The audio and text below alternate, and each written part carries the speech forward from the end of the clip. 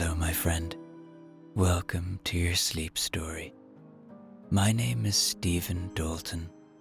I'm an Irish storyteller, and it's my great privilege to be the voice that you listen to as you go to sleep tonight.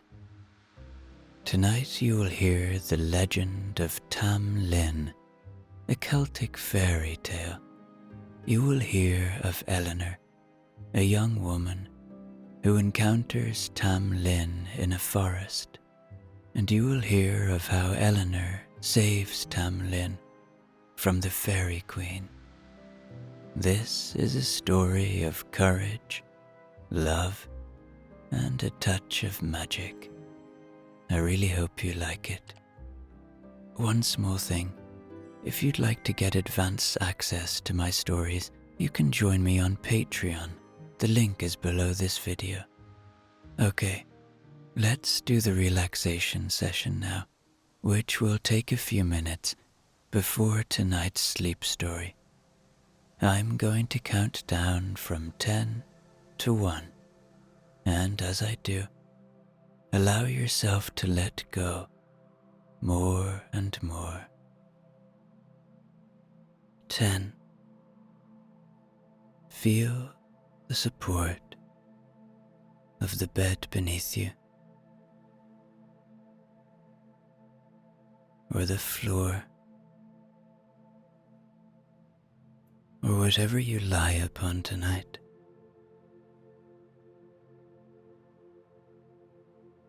And beneath all of that, feel the support of the earth, our home,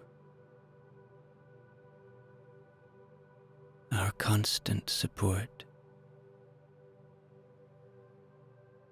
And as you become aware of that constantness, see if it enables you to let go a little more now, to release.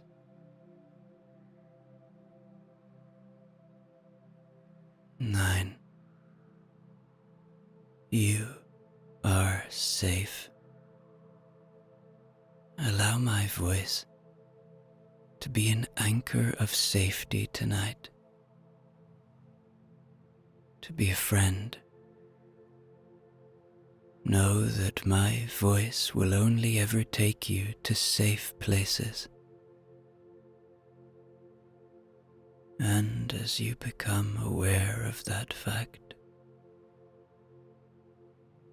surrender a little more now to this moment. This is an opportunity for real rest in a safe space. 8. Tune into your body now. See where you are still holding, whether it be tension or pain. Allow a gradual release to occur. Maybe it's in your feet,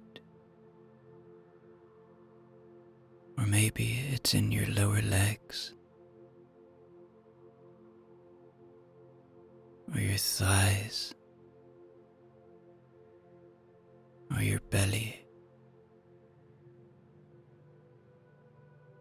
or your chest, or your hands, or your arms, or your shoulders and neck. Or maybe you're like me, and you hold tension in your face. Just release now, wherever it may be. 7. The day is done. Whatever has been, has been. Whatever will be, will be. So just allow yourself now to know that thoughts are a part of you, a part of being human. They will arrive and they can go just as easily. So whatever thoughts you might be having about the past or the future, accept them for what they are. Thoughts. Don't fight them. See them arrive and let them go. Watch them float away like leaves on a moonlit river,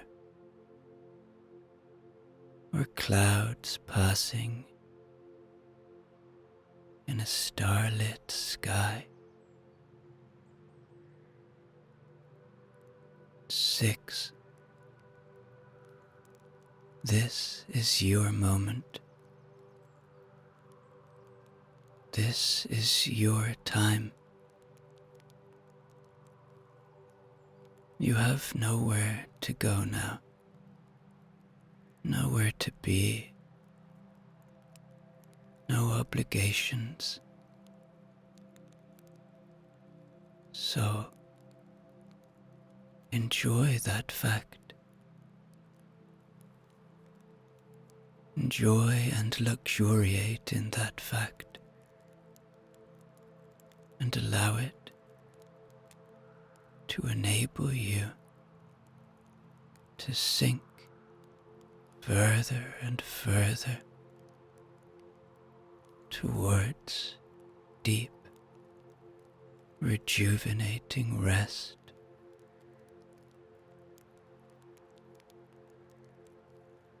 5. Peace lives within you. It is always there. It is your constant friend, just waiting to be found.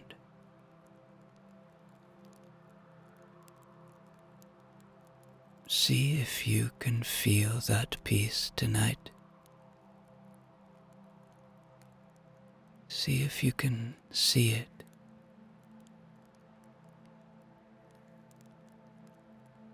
And allow it to spread throughout you.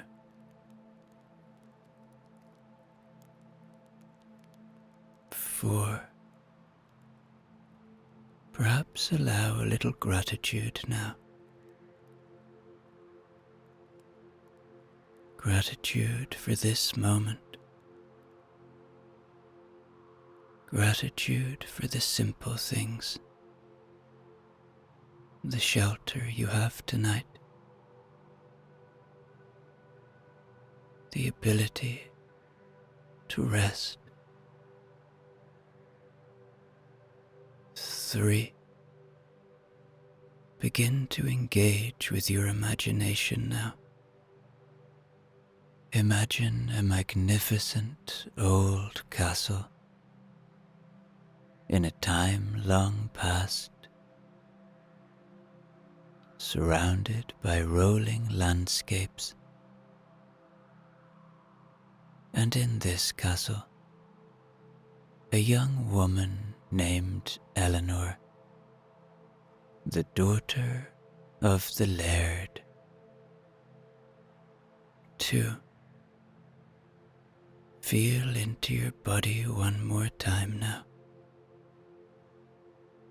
Your body has worked hard for you today.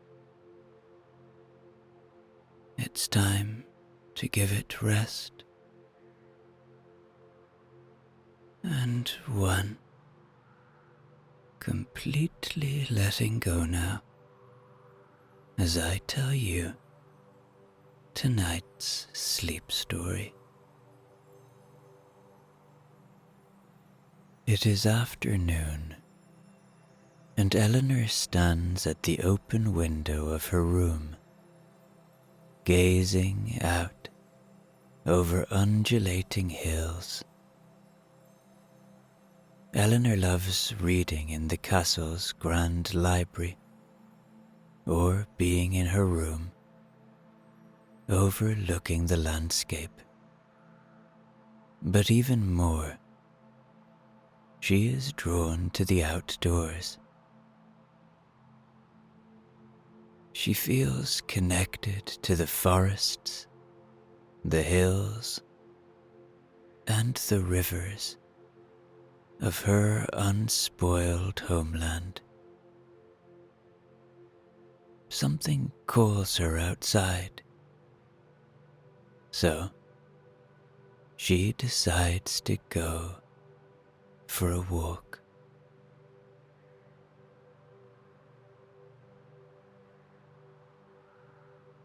Eleanor wraps a green cloak around her shoulders and braids her golden hair into a loose plait. Her hair glistens like sunlight on water, and her eyes, a clear blue, reflect the vast skies above her home. She leaves the castle through the old archway and steps into the castle garden, full of fragrant flowers and shade-giving trees. The garden is alive with colors, from the deep crimson of roses to the soft lavender of lilacs, and the air buzzes with the industrious hum of bees.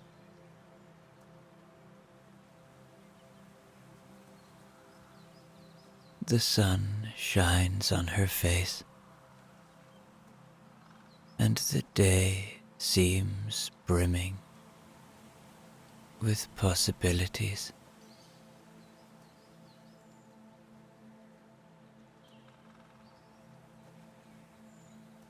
Eleanor walks slowly along the garden's winding paths, listening to the hum of bees.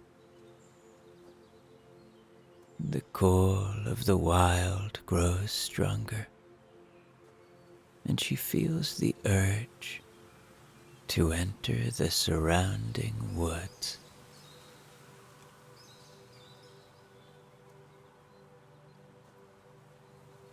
She passes through an old wooden gate at the end of the garden and enters the forest that encircles the castle. The tall trees sway in the wind,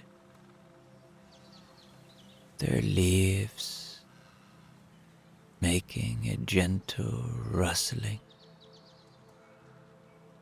and the light filters in shimmering patterns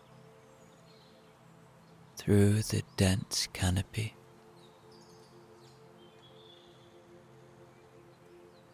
The air is filled with the scent of damp moss, wildflowers, and the faint, earthy aroma of pine needles. Birds dart between branches, their songs adding a lively cadence to the serene atmosphere.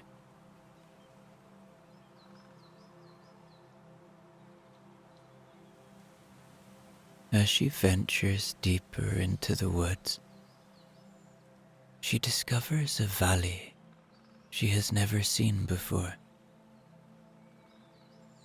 Bluebells bloom there, their delicate petals forming a carpet of azure, and wild roses grow in abundance, their sweet fragrance mingling with the crisp woodland air. The scene is, in fact, otherworldly, as if painted by the hand of a dreamer. The colors and fragrances envelop her like a gentle veil. Curious, she approaches the roses and picks one of the palest blossoms and tucks it into her belt. Then she hears a faint rustling behind her. She turns around and sees a young man standing on the path. He is dressed in simple yet elegant garments, his tunic adorned with subtle embroidery that hints at nobility,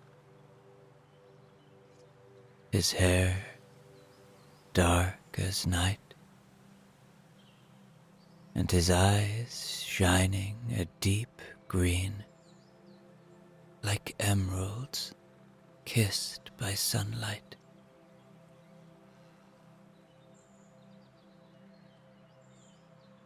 His posture exudes both grace and melancholy,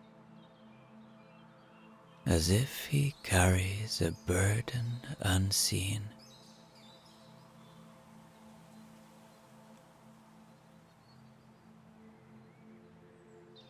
He looks at her solemnly and asks what she is seeking here, and how she dares to steal the roses of Carter Hall. Surprised, Eleanor responds that she meant no harm and does not understand why it should matter to him. He explains that he is the guardian of these woods and watches over them to ensure no one disturbs their peace.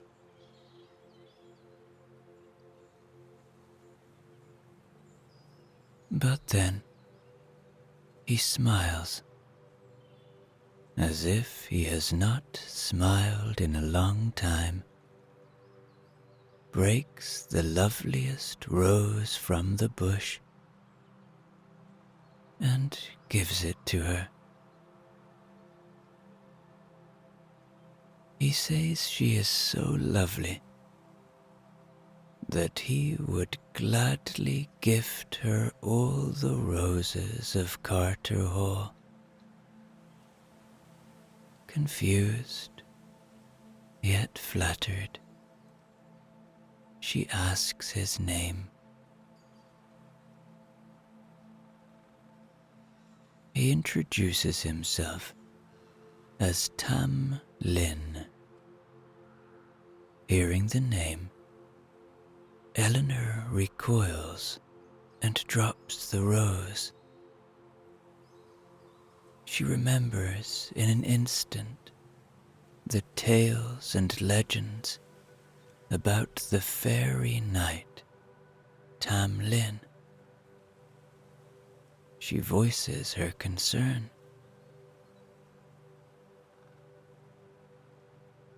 Tam Lin asks her not to be afraid. although he is called a fairy knight, he was born a mortal man, just like her. He tells her about his early life. After his parents' death, he grew up with his grandfather, the laird of Roxburgh. Their home, a sprawling estate by a river, was filled with the laughter of cousins and the warmth of hearth fires.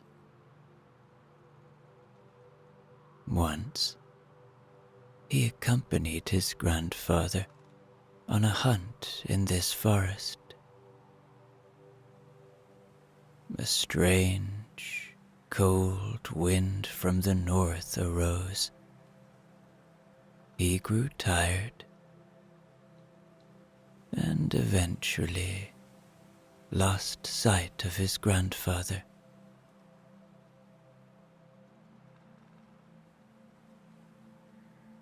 He fell asleep and awoke in the fairy realm. The fairy queen had kidnapped him, and since then, he has been under the spell she cast upon him.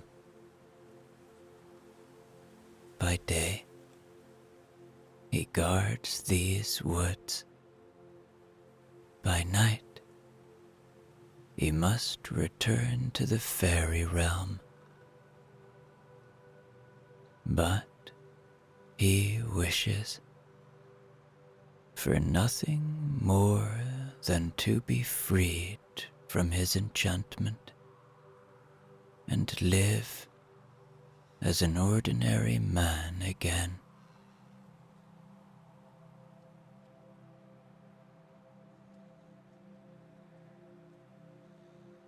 The sorrow in his voice deeply moves Eleanor. She asks him how the spell can be broken. Tam Lin steps closer, takes her hands, and looks into her eyes. He explains that now is the right time if one dares to try. Tonight is Samhain, or Halloween, the night when the fairy queen rides out.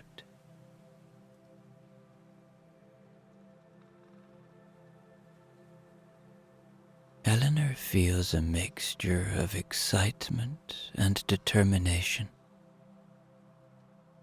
She asks him what she must do to help him. Tam Lin outlines the plan. She must stand at the crossroads at midnight and wait for the procession of the fairies to pass. She should ignore the first group, as well as the second.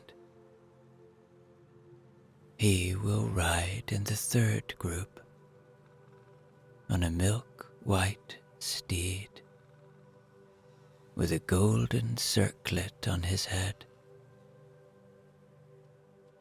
When she sees him, she must run to him, pull him from his horse, hold him in her arms, and clasp him so tightly that he feels her presence. And then she must not let go. no matter what happens, only this way can she bring him back to her world.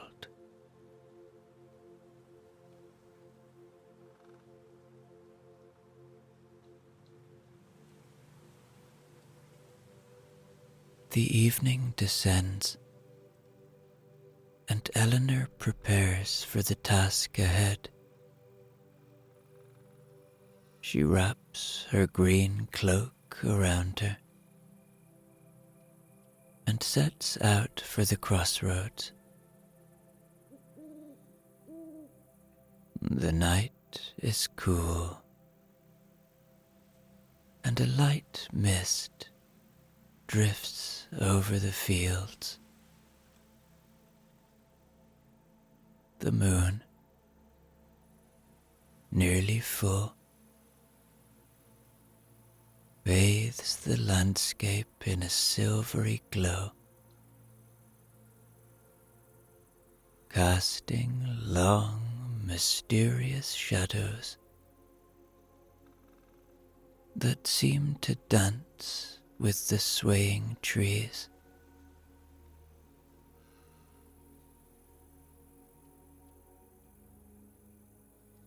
Shortly before midnight, she reaches the place. A thorn bush grows there, its twisted branches forming shapes in the dim light, and she crouches in its shadow. Moonlight glistens on the streams. The bushes around her are mere dark silhouettes, and the wind rustles the leaves. It's a magical atmosphere. An owl calls, bats flutter,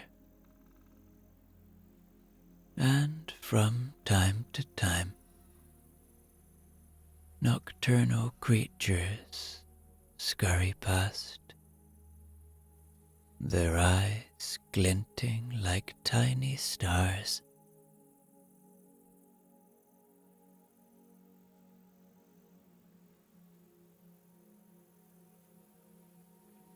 Then, in the distance, she hears faint hoof beats. Her heart quickens, and she knows the fairy queen is near. She pulls her cloak tighter and looks down the dark path. A silver bridle glints, and then the white blaze of the lead horse emerges in the night. Soon, the entire fairy procession is visible. The riders turn their pale faces toward the moon. Their eyes shimmering with an unearthly light,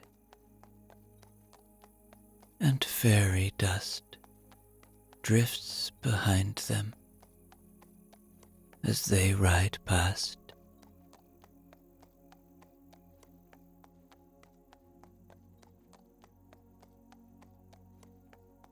The first group passes her by, and in the middle rides, pale and dark at once, the fairy queen on a black mare. Her hair, cascade of silver and ebony seems to shimmer like starlight, and her eyes are like twin orbs of midnight, fathomless and cold.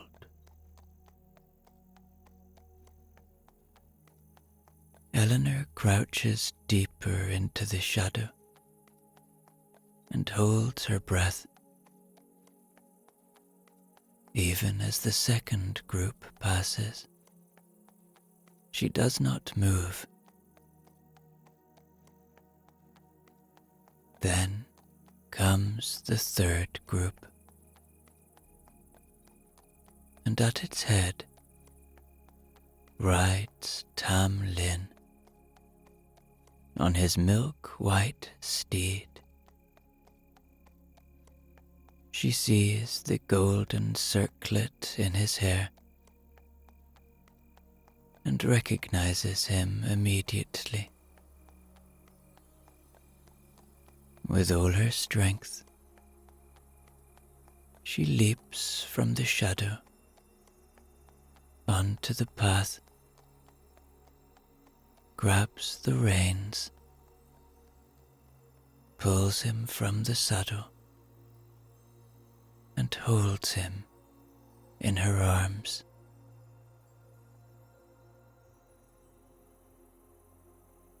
She presses him so tightly to her that she feels his heartbeat.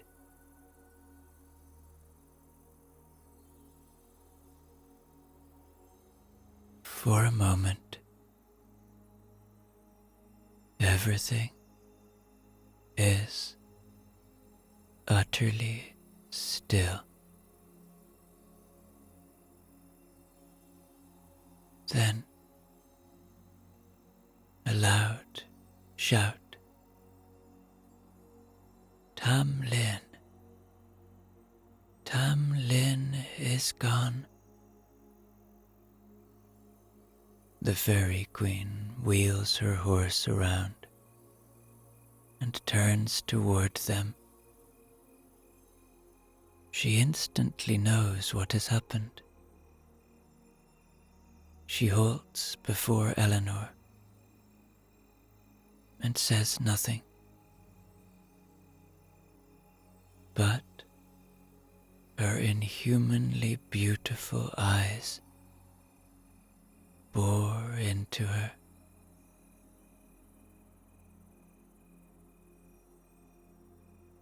Then the Fairy Queen begins casting a spell on Tam Lin. Before Eleanor's eyes, he begins to shrink, becoming smaller and smaller. Eleanor feels him slipping from her grasp. In a desperate attempt, she clings to Tam Lin as he suddenly transforms into a lizard.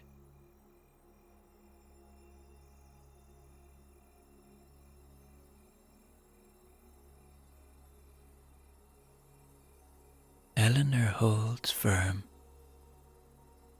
her grip tightening.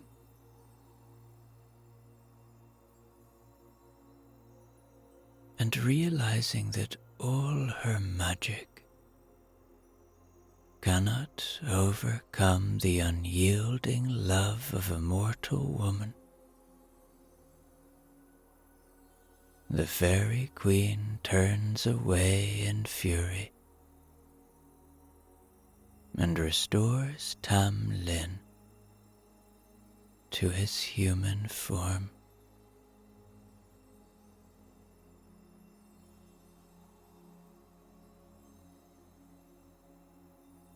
The fairy procession moves on, disappearing into the mist of the night. But once more, the fairy queen looks back. She waves with her slender, green hand, and Tam Lin's white steed follows her.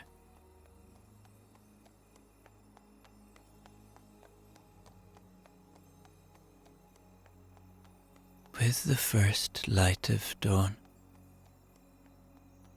the last glimmer of fairy magic fades. Tam Lin rises and gently kisses the tears from Eleanor's cheeks. He thanks her with heartfelt words for her bravery.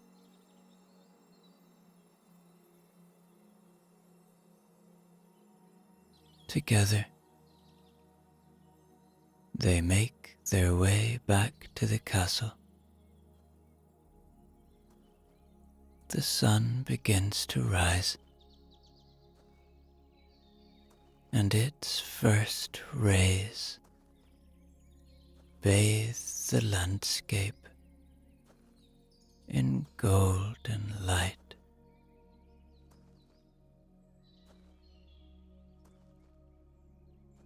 Tam Lin tells Eleanor of the wonders and terrors of the fairy realm, and Eleanor feels that together they can face any challenge.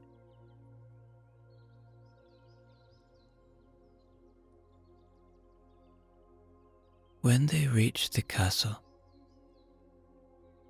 the servants and her family are surprised but delighted to see them. The laird, Eleanor's father, initially looks skeptically at the stranger beside his daughter. But when he sees the determination and love in her eyes,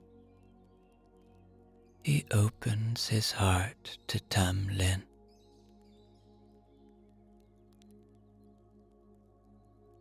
News of their courageous deed and Tam Lin's return spreads quickly. People from the surrounding villages come to hear the tale and see the pair who defied the fairy's power. They become symbols of courage, love, and the unyielding strength of the human will.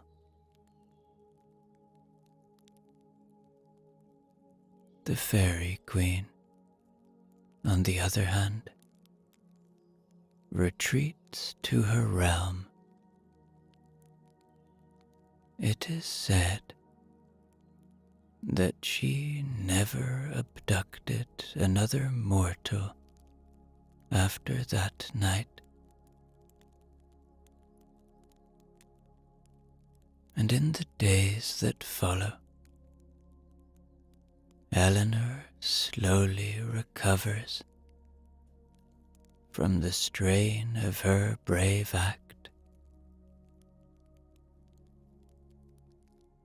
Tam Lin readjusts to life among mortals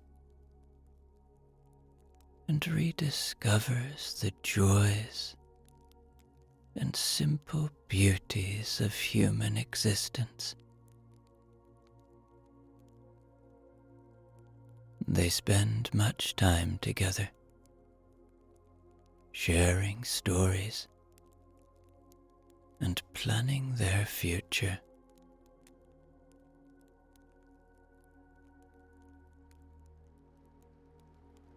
Often, they sit in the great hall of the castle on rainy evenings, as gentle rain taps against the windows. The rhythmic drumming of the raindrops creates a soothing melody. A warm fire crackles in the hearth, and its flickering light casts dancing shadows on the walls.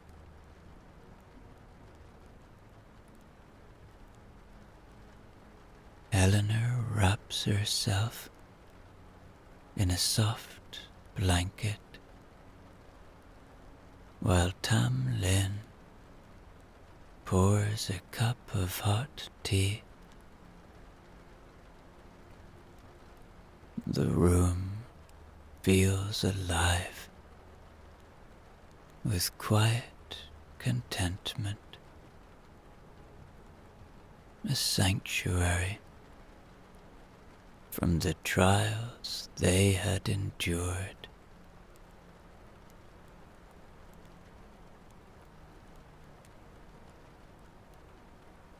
The woods of Carter Hall remain a place full of magic and mystery. Eleanor and Tam Lin live very happily together, carrying the memories of their adventures in their hearts. They know that the love binding them is stronger than any enchantment.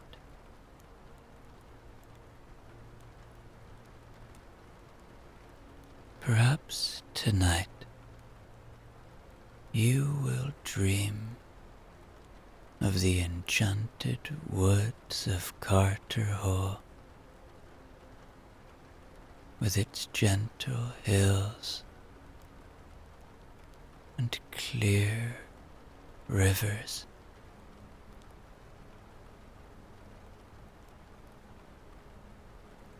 Drift into restful sleep now, accompanied by the echoes of this story. Your arms and legs feel warm and heavy.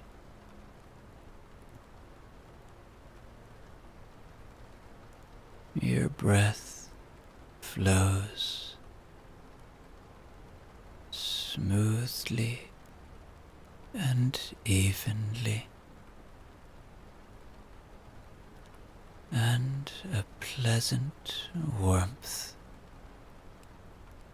fills your entire body.